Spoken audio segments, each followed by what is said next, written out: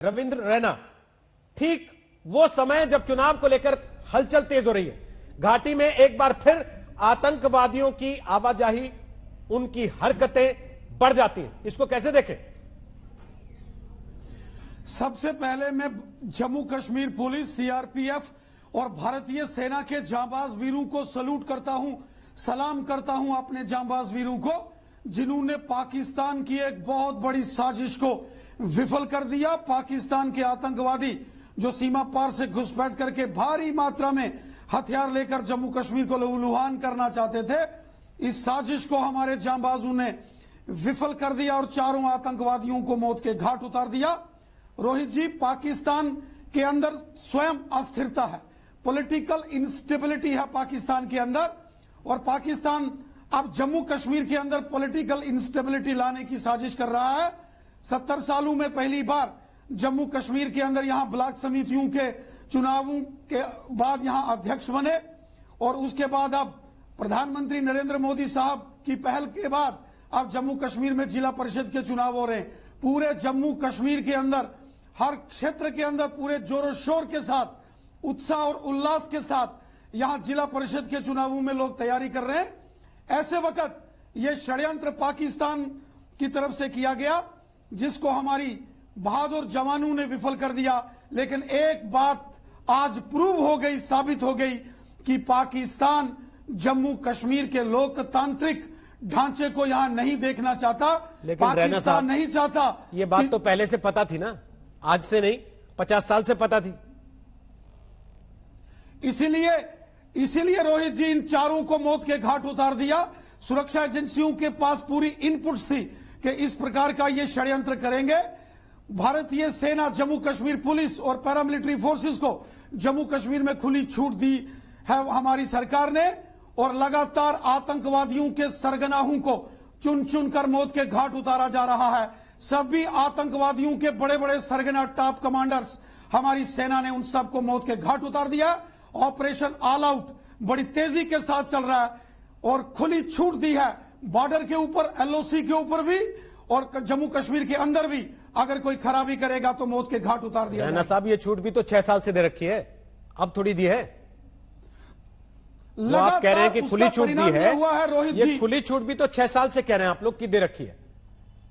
इसका परिणाम यह हुआ है कि इन 6 सालों में सभी टॉप कमांडर्स, चाहे वो बुरहान वानी गैंग के 25 टॉप के खूंखार आतंकवादी थे, या लश्कर, जैश, हिजबुल, या जो इनका जॉइंट रेजिस्टेंस ग्रुप बना है, इनके तमाम सरगनाहों को मौत के घाट उतार दिया है हमारी सेना ने।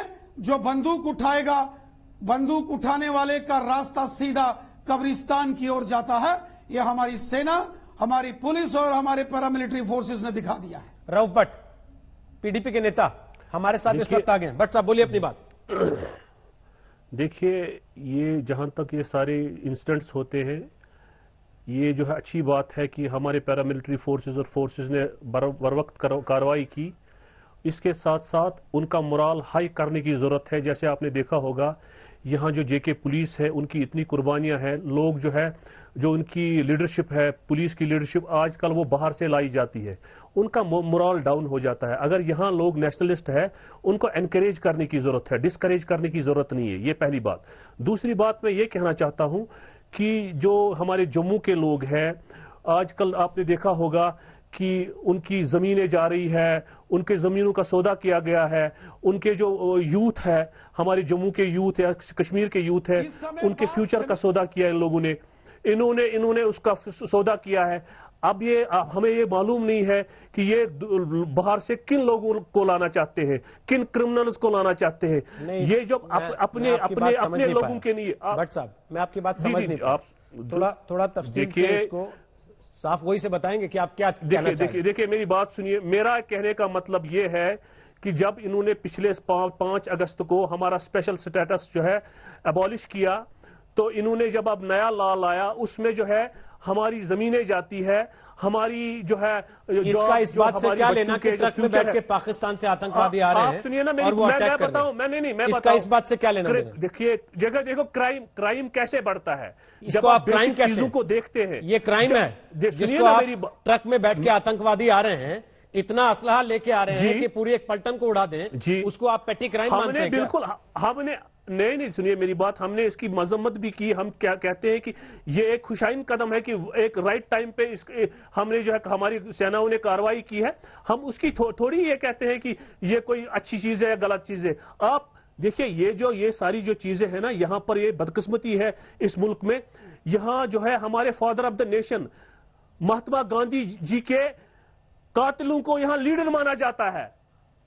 राजीव गांधी और इंदिरा गांधी जिन्होंने बलिदान अपना दिया, उसके बच्चों को यहाँ पर एंटी नेशनल कहा जाता है। हम देखिए ना, बात करें, हम ये चाहते हैं, हम ये चाहते हैं, बात हम इस पीस विषय को चाहते लेके हैं। हो रही है। हम देखिए, अरे तो पीस चाहते हैं तो पीसीस में थोड़ी ना चाहते हैं।